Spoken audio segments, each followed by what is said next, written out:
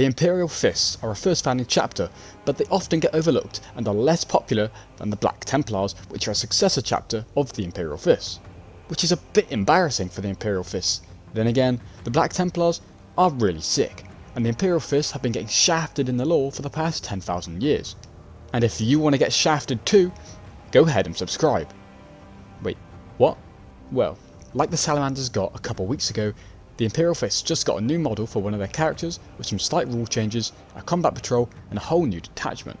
Today I'm going to discuss all of these and give my thoughts, so stick around if you're interested. Like I've said before, I really like that some of the lesser cared about first founding chapters are actually getting changes and slowly gaining their own individuality. And I feel the same way with the Imperial Fists. Although the Imperial Fists specifically were great during the Horus Heresy and were pretty front and centre, being the main legion defending Terra, and also had some great characters alongside their Primarch Rogal Dawn, like Sigismund and Alexis Pollux, who would go on to found the Black Templars and Crimson Fists respectively. Also, the actual Horus Heresy tabletop game seems to make the Imperial Fists the default loyalist chapter, like how in normal 40k the generic Space Marine boxes have Ultramarines plastered on the front. My point is that the Imperial Fists were one of the greatest chapters during the Horus Heresy, but now they don't really get any lore and are overshadowed by their own successor, the Black Templars. I think that this is a great shame because the Imperial Fists are known for their endurance, absurdly bright armour, and the grand fortifications that they build. So, before I go through any of their rule changes, I'm going to go through the Imperial Fist Combat Patrol, and oh boy, it's a doozy. We've known about these Space Marine Combat Patrols for a while, and like all Combat Patrols, they'll be £100 from the official Warhammer store. But these are also sold at a variety of discount retailers for cheaper. For example, Wayland Games will sell them at 20% discount, so for £80 if you couldn't work that out for whatever reason. And who doesn't love saving money? Anyway, from what I've seen online, this is the most popular of the 5 combat patrols that were announced, and for good reason. You get some really important units, which are especially good for starting out with any Space Marines army, not just the Imperial Fists. Anyway, let's go through the contents of the box, and I mean, it really does make my special places tingle.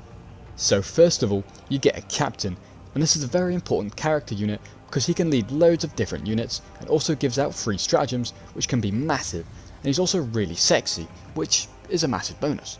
Moving on, you get company heroes, which you can put the captain with, but I'm not too certain how good that would be. The company heroes still look really epic though, and are one of my favourite Space Marine units, and with the right combo, they can be decently hard to dislodge and are pretty good with holding objectives.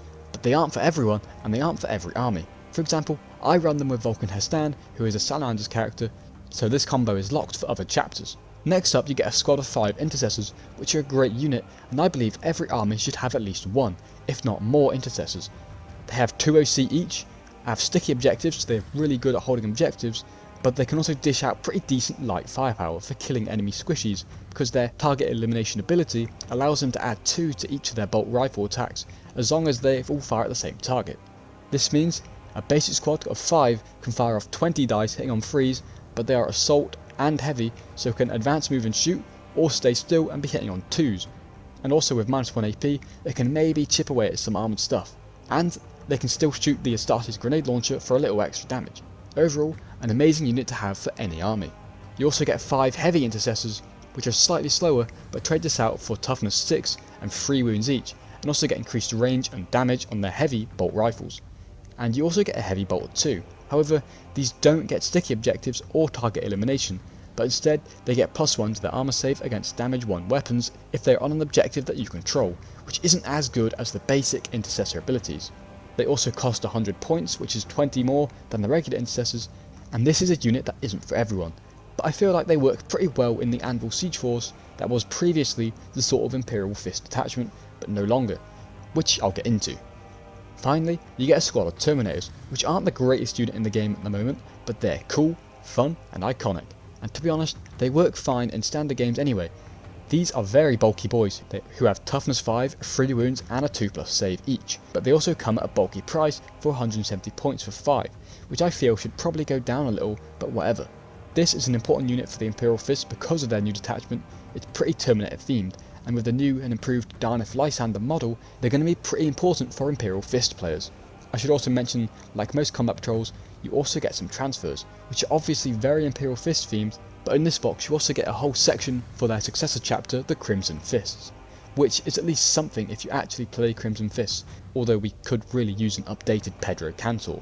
Overall, like I said, this box is great for players starting out, and is really easy to buy and use for any chapter, not just the Imperial Fists. I really like this Combat Patrol, but let me know what you think of it down below. For the next part of the video, I'm going to go through the changes that the Imperial Fists got. First of all, Darnath Lysander got a new model and some slight changes, and will probably be £28 or $45. And I think he looks great. I really like his storm shield and the details on the hammer too. Anyway, like Vulcan, they left most of his rules the same, but they did give him a small buff in that he got an extra wound, so he went up from 6 to 7. And obviously this isn't massive, but it sort of reflects the Imperial Fist's endurance a little better. He still only leads Terminators and Assault Terminators, which is fine, but Assault Terminators still haven't got updated models, so until they come out, which should hopefully be soon, I think you should stay on the fence about buying any. Moving on, I think a lot of people figured that because the Salamander update updated the Firestorm Assault Force into the Forge Father Seekers detachment, which is exclusively for Salamanders, but it also left Firestorm so that other detachments could still use it. I think we all figured that this would happen for each of the army updates, for example the Imperial Fist detachment, which was the Anvil Siege Force, so I assumed that this would get an Imperial Fist exclusive version with some changes, but would leave the Anvil for other armies, like Firestorm did. But GW did not do this. Instead of updating the Anvil Siege Force, because it sort of encourages you to not move with the buffs you get from it, which fits in with the Imperial Fists, but doesn't really work in the economy of 10th edition where moving and getting firing lines is crucial. Instead, the First Company Task Force got the changes, and got an exclusive Imperial Fist version called the Emperor's Shield, so, like Vulcan, it gives Darnath Lysander some special rules, and has also changed some stratagems and enhancements, so let's go through them. The Emperor's Shield detachment rule has changed from the First Company one, which gives you rerolling wounds against your over target, but only once per game, which is pretty meh. The new Emperor's Shield one gives you reroll wounds on a 1 against your over target, but for the whole game, which I think is better. If you have Lysander in your army, and following these changes, you definitely should, he now lets you reroll all wound rolls against your over target, and again, this is for the whole game, as long as you're actually attacking your over target. This means Lysander leading normal Terminators or Assault Terminators in combat against your over target, assuming that the target is a big tank or monster, so like toughness 10, 11 or 12, you'll be wounding on 4s, because you add 1 to wound against the over target with this faction. But also, reroll your failed wound rolls now thanks to Lysander, who can do some pretty big damage himself. Also, as a bonus, your basic Terminators have the Fury of the Fist ability, which means you add 1 to hit against the over target. So you'll be hitting on a 2+ with rerolls, a 4+ to wound with wound rerolls with Lysander, and then 2 damage at -2 AP apiece, which I think makes this unit of Terminators a massive threat to anything. Moving on to the enhancements, the Emperor's Shield lost the Iron Resolve, which gave the Terminator characters a 5+ Feel No Pain, and once per game gave the whole unit Feel No Pain, which was only 15 points, and they also lost Fear Made Manifest, which could destroy models when battle shocked. These two were replaced with the Indomitable Champion, which is actually similar to the Anvil Siege Force's Indomitable Fury, but not locked behind Gravis units, but instead locked behind Terminators, and it allowed the models to come back when it dies on a 2+ and gets 3 wounds back, although the Anvil one did give 4 wounds back. Some of the other enhancements are Champion of the Feast, which is the same as the First Company's Imperium Sword enhancement, which adds 1 to the attacks of the user's melee weapons and gets a +1 attack for the entire unit once per game. Also, the Disciple Rhetoricus is like the Rites of War enhancement from the First Company, but this time it's locked to Terminators and gives the bearer +1 OC, and you can have a bonus +1 OC to other models once per battle. And the final enhancement, which is new and not based on any of the other ones, is the Malodrexian Standard, which makes your unit -1 to wound if the attacker's strength is higher than the toughness, which is decent. I think these enhancements are decent, but some are really situational to me, so I don't know. Now I'll move on to the stratagem list, and like the First Company stratagems, most of them are locked to Terminators or Veteran squads. So the new detachment lost Legendary Fortitude, which made attacks allocated to your unit -1 damage, and they lost Terrifying Proficiency, which made you battle shock to enemies easier. For the stratagems in the Emperor's Shield detachment, Armor Contempt is still around, which reduces AP. Wrathful Conquerors is the same as the old Duty and Honour stratagem, which gives you sticky objectives. Fury of the Fist, which affects your elite troops, which makes you +1 to hit for ranged or melee attacks, and +1 to wound if you're below starting strength, which is similar to the First Company's Hero of the Chapter, but a little more poggers. Dropship Extraction is like the old Teleportarium, which allows you to return a Terminator unit to reserves. The wholly new stratagems are Obdurate Vengeance, which gives you a 3+ fight on death for your elites, and Discipled Extermination, which gives your elites ignore cover and improves the AP by 1. For my overall thoughts, I feel like they haven't really changed too much.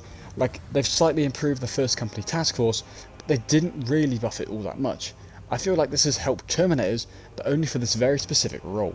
Realistically, Terminator still needs some good rule changes or at least a points decrease. I do think the combat patrol is pretty good. I haven't really got anything negative to say really about any of the changes, I just think they could have done more. Thank you for watching this video.